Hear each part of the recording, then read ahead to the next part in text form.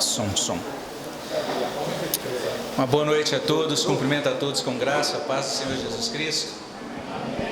Muito bom podermos voltar, a nos reunir aqui na nossa chácara, realizar o nosso acampamento. Ano passado impedidos aí, um momento muito difícil, esquisito, e agora, graças a Deus, depois de muita oração, alguns meses já colocando diante do Senhor para que a gente pudesse realizar, e graças a Deus por isso. Então a gente louva a Deus, a gente entende que os irmãos oraram, muitos oraram pedindo essa bênção a Deus. A gente estava aí com essa grande desejo no coração. Deus foi maravilhoso e nos permitiu estar aqui. Fico muito feliz também por sua vida, você que fez todo o esforço para estar aqui participando também do acampamento. A nossa oração é que esses dias sejam dias de grande bênção para todos nós, e a minha oração é que Deus possa usar esses momentos, os momentos em que a gente tem a oportunidade de conhecer novas pessoas, os momentos de comunhão, de brincadeiras, das refeições, e também os momentos dos cultos, das devocionais. Nós teremos devocionais que acontecerão nas manhãs, e teremos esses instantes de culto pela manhã e à noite, e nesse sentido a nossa oração é que seja uma grande bênção. Nos períodos da manhã a gente vai ter uma estrutura que vai funcionar para acompanhar as crianças. À noite as crianças participarão conosco das reuniões. Vai ser muito bom. O nosso tema é a luta cristã. O nosso objetivo é meditar nesse tema, que é um tema importante. Só ajeitar aqui minha janela para ficar tudo certinho, que desconfigurou aqui. Joia. Não sei se vai conseguir ali mostrar. Vai? Ok, tá bom. Então, o nosso tema é esse tema da luta cristã. Esse é um tema que eu considero muito importante. Já tivemos a oportunidade de dar uma olhada nele rapidamente no ano de 2011, então já tem um bom tempo. Se você estava na igreja em 2011, você vai lembrar talvez de alguma coisa. Se não, aqueles que estão chegando vão ter a oportunidade de ver a abordagem que a gente está trazendo. De 2011 para cá, eu fui lendo alguma coisa a mais sobre esse assunto, fui mudando algumas coisas que eu achava que precisavam ser atualizadas, e daí então a gente está trazendo esse conteúdo para você. Vão ser 6 momentos, 6 estudos juntos. Esses 6 estudos vão constar em uma apostila. Eu já vou estar disponibilizando hoje os primeiros 4 estudos, então já vou dar a cola para você, os próximos 3 estudos além desse. E por favor, apareça amanhã, senão você vai falar: já recebi os 4 estudos, vou ficar lendo lá no meu quarto e passeando na chácara, não preciso mais participar dos cultos, Mas espero que você esteja aqui amanhã. A gente vai distribuir a apostila para que você possa ler, aqueles que gostam disso, fazer uma leitura mais apurada e trazer perguntas amanhã. Ok, vamos tentar entender então a importância desse assunto. Quando a gente fala em luta cristã, é muito importante a gente perceber isso, que todas as pessoas que caminharam com Deus, que estão registradas ali na Bíblia, todas elas passaram por lutas, todas elas. Você não encontra nenhum personagem bíblico, nenhum servo de Deus na Bíblia que não possua, no registro bíblico, alguma afirmação ou algum registro, alguma anotação sobre o enfrentamento de lutas. E as lutas são em diferentes frentes, Ou seja, a gente tem aquele aspecto que a gente chama aí de luta interna, é a luta contra a corrupção dos nossos corações. Então, os servos de Deus mostrados na Bíblia, muitas vezes são retratados assim, nessa luta contra o pecado que habita neles. Tem também essa luta em que a gente fica ao lado de Deus, em oposição à degradação da cultura. Então, algumas vezes enfrentaram oposição ou obstáculos, porque tiveram que enfrentar, A gente vê um exemplo clássico, que é o exemplo de Daniel, que se negou a cumprir um édito real que proibia que os crentes orassem a outros deuses, e Daniel insistiu em continuar orando ao Senhor.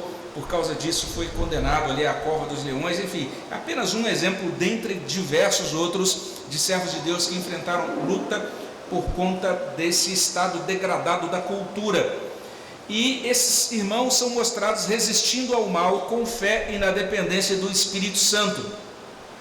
Esses irmãos que são mostrados na Bíblia, essas pessoas que aparecem enfronhados aí nessa batalha, nessa luta, de acordo com a Bíblia, essas pessoas todas foram confirmadas no amor e no temor de Deus, e essas pessoas venceram.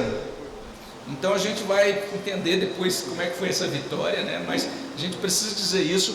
São pessoas que andaram com Deus nesse mundo e venceram. O mais perfeito exemplo de luta e de vitória, né, vamos dizer assim, nesse aspecto, é o próprio Senhor Jesus Cristo, que serviu ao Senhor nesse mundo, serviu ao Pai nesse mundo, foi atacado de todos os lados pelo próprio Satanás, sofreu oposição, rejeição dos homens e permaneceu firme no cumprimento da sua missão e venceu. E a partir dele agora, aqueles que são discípulos dele também são convidados, são convocados para esse mesmo caminho.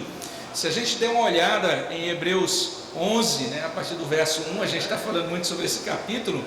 Basicamente, o capítulo 11 inteiro de Hebreus pode ser um capítulo sobre luta cristã, porque aquelas pessoas todas que são mencionadas ali, todas aquelas pessoas caminharam com Deus nesse mundo e venceram. E se olhamos para Hebreus capítulo 11, a partir do verso 1, e prosseguimos até o capítulo 13, no versículo 8, toda essa sessão tem a ver então com esse discipulado de Jesus Cristo e com essa luta cristã. Eu quero começar esses estudos trazendo uma citação de um servo de Deus chamado Eugene Peterson. E esse servo de Deus, ele traz uma palavra bem interessante. Ele diz o seguinte, ele diz: somos escolhidos, independentemente do curso débil e incerto das circunstâncias, para participarmos de algo importante que Deus está realizando. Olha só que interessante, Deus nos escolheu para que a gente participe de algo importante que o próprio Deus está fazendo.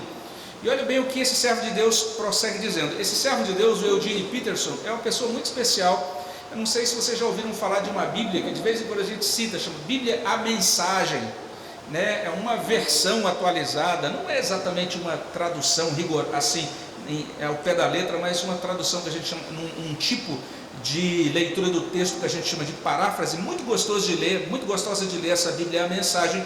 Toda essa Bíblia foi produzida pelo Eugene Peterson. E depois dele dizer isso, que nós somos escolhidos para realizar algo importante, olha o que ele continua dizendo. Ele diz assim: o que Deus está realizando?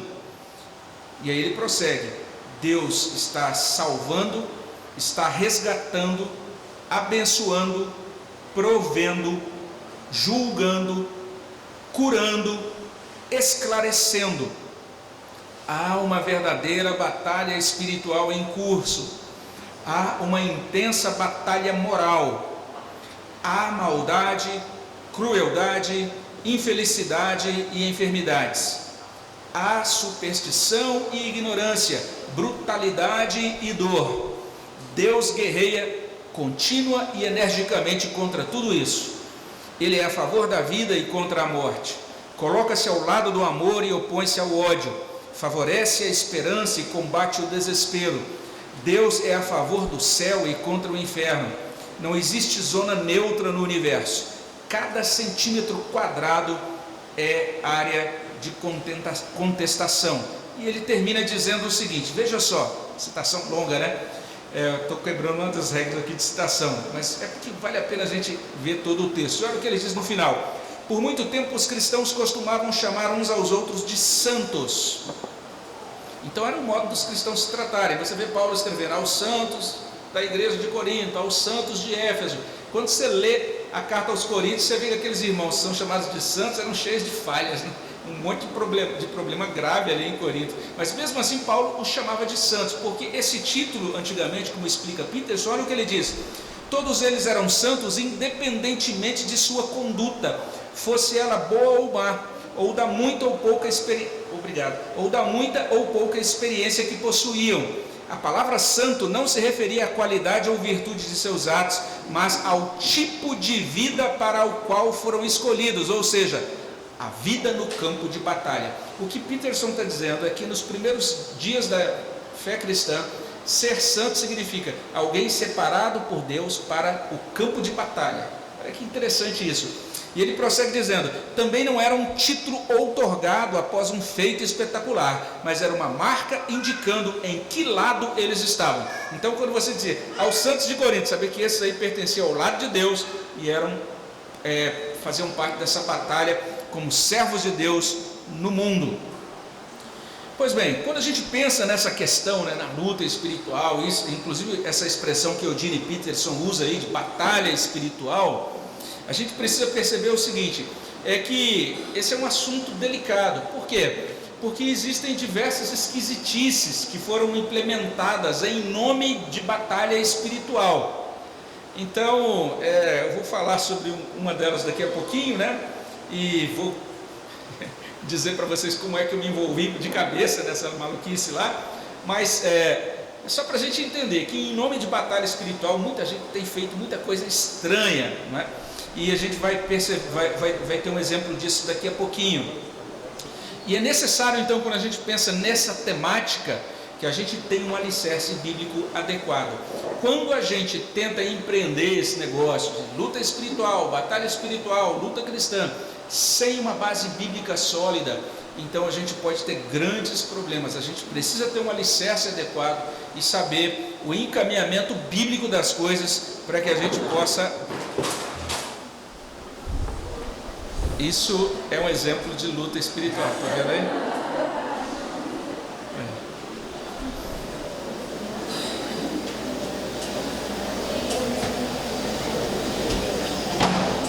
Obrigado. Joia. E quando então a gente se aproxima dessa temática, a gente precisa se aproximar como quem deseja conhecer mais a Deus, como quem deseja caminhar com Deus nesse mundo e como quem deseja vencer, lutar contra o pecado e vencer o pecado nesse mundo.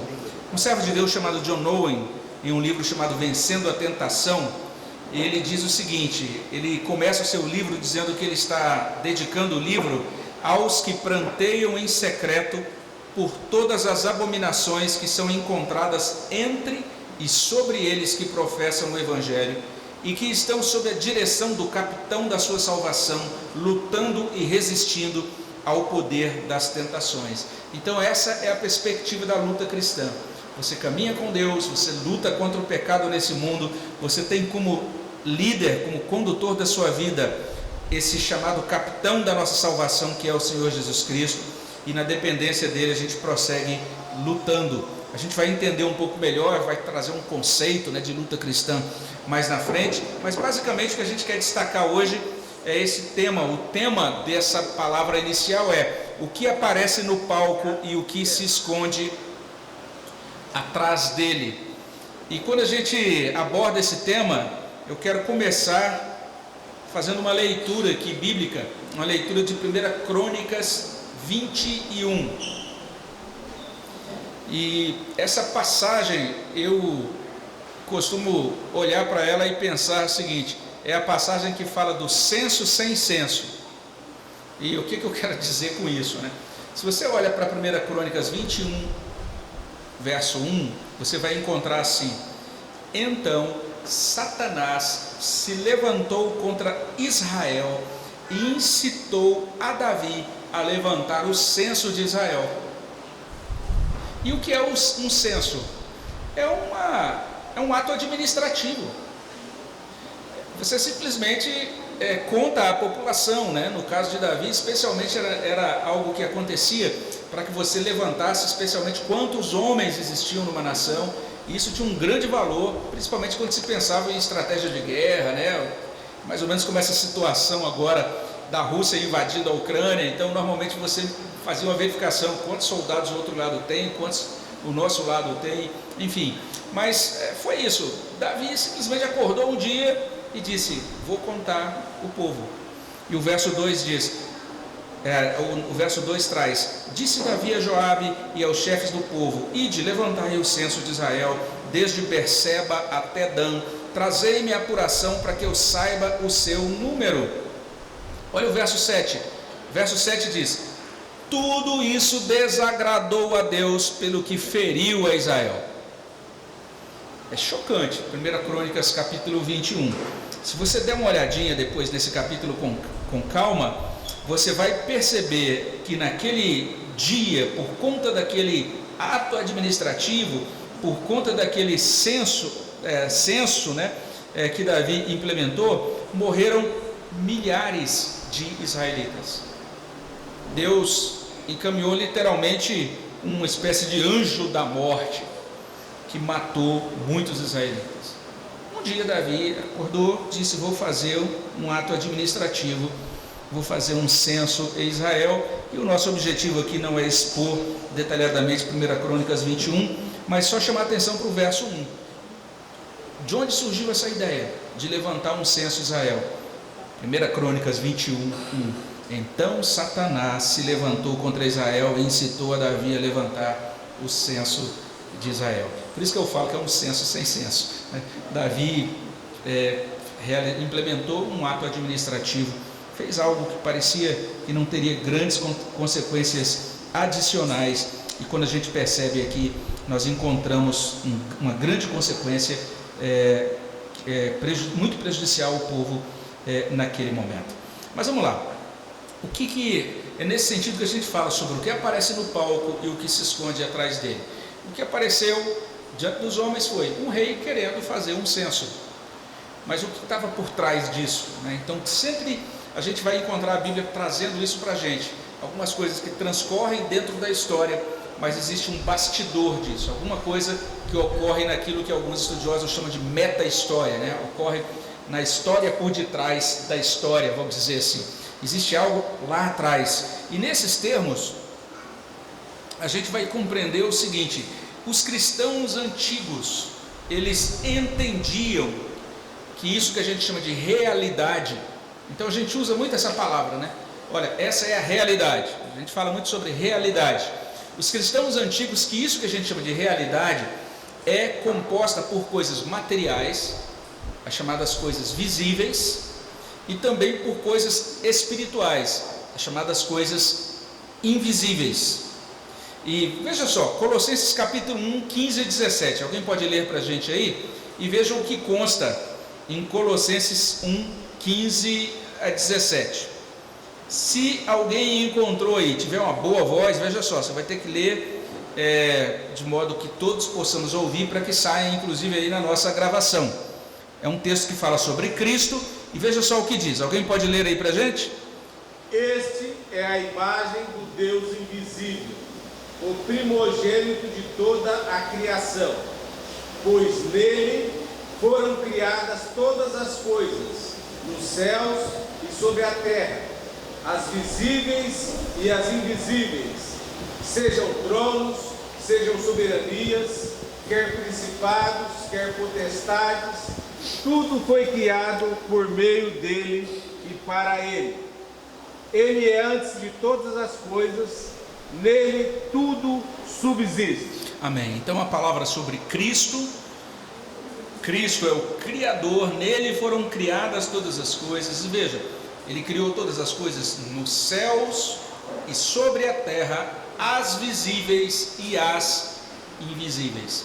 Então essa é a chamada cosmologia bíblica. Cosmologia é a doutrina sobre a estrutura do universo. E a estrutura do universo, de acordo com a Escritura, ela é formada por coisas visíveis, as coisas materiais, as coisas invisíveis, as coisas espirituais. Essa era a convicção dos cristãos antigos. Mas o que acontece hoje, à medida em que o ser humano se torna mais influenciado pelo naturalismo, se torna cada vez mais sofisticado, se torna cada vez mais secularizado, ele vai deixando de acreditar nessa estrutura de universo. Então hoje nós temos muitos cristãos que na sua caminhada prática, eles vivem como se as coisas invisíveis não existissem. Eles vivem como se tudo dependesse só das decisões administrativas do homem. Entende isso? Então veja só, você, por exemplo, se casa, né? Aí você senta, fala, agora a gente se casou, ou então a gente vai se casar. E o que a gente pensa alcançar daqui a 5 anos? Aí vocês fazem planos. eu acho que terminar esse curso, ou fazer aquele outro curso, ou buscar um outro emprego, ou mudar de cidade. A gente faz os nossos planos. Mas normalmente quando a gente faz os nossos planos, a gente imagina, então isso vai exigir o quê? Eu vou ter que trabalhar mais, ou então a gente pensa apenas em providências, iniciativas que nós podemos tomar para fazer essa roda de engrenagem da nossa história girar, como se essa roda da engrenagem da nossa história dependesse exclusivamente da nossa força e da nossa capacidade. A gente não pensa, por exemplo, olha, nós pensamos nisso, então qual é a primeira providência? Nós precisamos orar e colocar isso diante de Deus, porque entendemos que precisamos da ajuda de Deus, precisamos da força de Deus e precisamos da proteção de Deus para realizar os nossos planos. A gente precisa entender isso. Essa é uma perspectiva que falta. A gente, mesmo sendo cristão, presbiteriano, calvinista, reformado, doiverdiano, seja lá o nome que se coloque, tendo a Bíblia de Genebra, a Bíblia reformada, seja lá o que a gente tenha, mas a gente, na hora de funcionar, na prática, a gente vive como se as coisas invisíveis não existissem, como se só a nossa ação administrativa bastasse. Então alguns com isso acabam desconsiderando aquilo que a Bíblia fala sobre a luta cristã. É nesse sentido que a gente precisa considerar esse assunto. E aí eu quero falar um pouquinho sobre um autor que trouxe de certa forma um interesse por essas coisas invisíveis, e daí mencionar então essas crônicas de Frank Peretti. Alguém aqui já ouviu falar nessa pessoa chamada Frank Peretti ou não? O Robson já ouviu. Ali também a Kelly já ouviu. Então, isso só mostra que vocês são muito jovens mesmo, né? Porque Frank Peretti, se eu fizesse essa pergunta há 15 anos, 20 anos, não, desculpa, 24 anos atrás, na década de 90 ali, a grande maioria talvez levantasse a mão, Frank Peretti. E veja só, por que a gente menciona Peretti? Por causa